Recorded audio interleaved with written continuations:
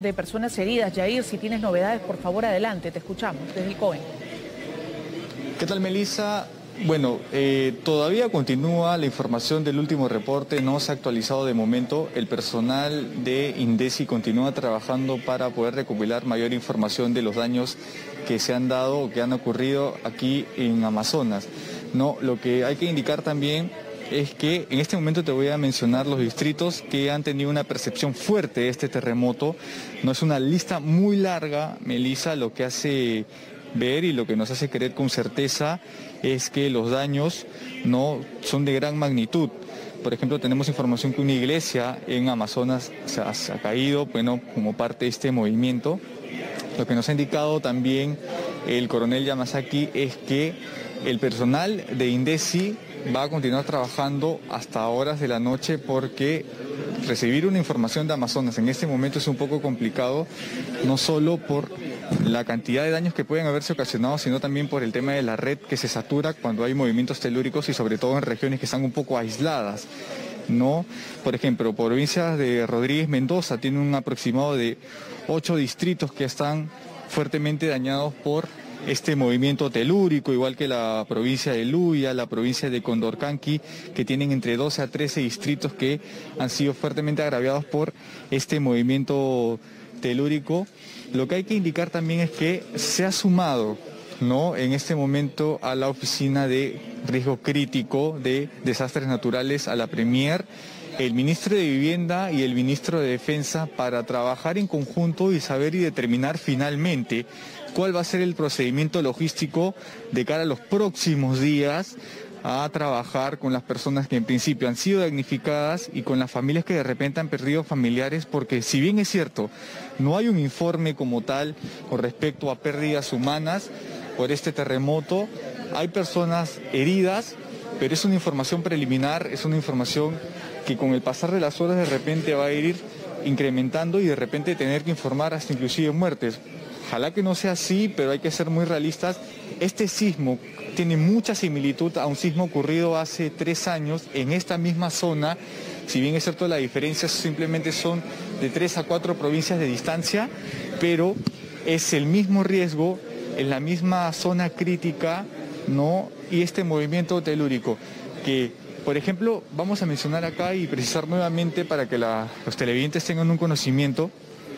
Todos estos cuadros que ves en pantalla, Melissa, son las provincias de Amazonas, por ejemplo. Mientras más rojo sea el color del cuadro, es que estas provincias han sido mucho más afectadas. Por ejemplo, en Loreto tenemos a Datem del Marañón, tenemos a la provincia de Barranca, Maceriche, Pastaza, Morona, que son 4 de las más afectadas.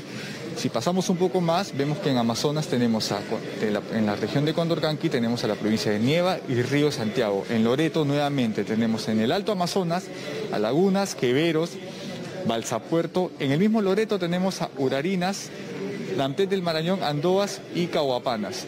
Pasamos un poco más acá y este es un rango un poco más moderado quizá, ¿no? Amazonas tiene a Bongará, Churujúa, San Carlos, Valera, Florida, Hassan, Huispes, Chipazamba, ¿no? Y en Chachapoyas tenemos a San Francisco de Daguas, Molino Pampa, Sonchi, Rodríguez Mendoza, ¿no? Y así vamos ya a la zona que, entre comillas, sería la menos afectada. En el mismo Amazonas, en Chachapoyas, tenemos a Leimebamba, ¿no? Pisuquía, Providencia, San Francisco del Yeso, Ocumal, Ocabamba, ¿no?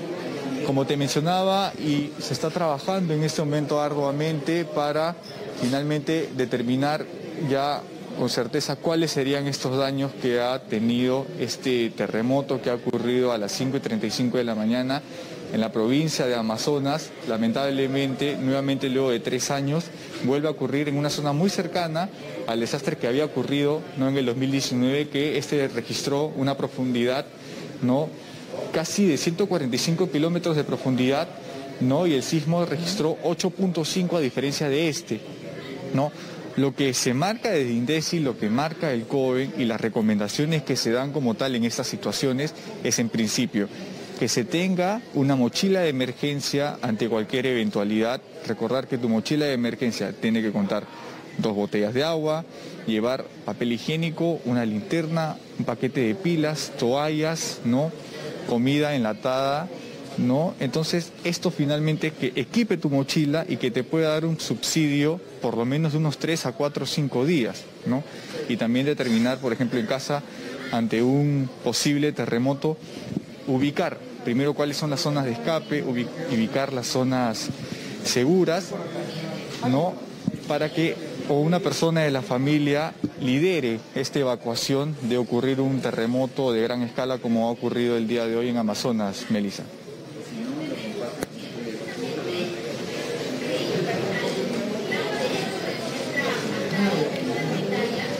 Muy bien, Yair, gracias. Vamos a seguir esperando entonces mayores datos y mayores reportes, a ver si la presidenta del Consejo de Ministros presta declaraciones. Ella continúa, entendemos, en el COE, en el Centro de Operaciones Nacional, y el presidente de la República acaba de emitir, un pronunciamiento, como siempre, a través del Twitter. Dice Pedro Castillo: toda mi solidaridad con el pueblo de Amazonas ante el fuerte sismo ocurrido. He dispuesto que los ministerios y diferentes instancias del Ejecutivo desplieguen acciones inmediatas. No están solos, hermanos.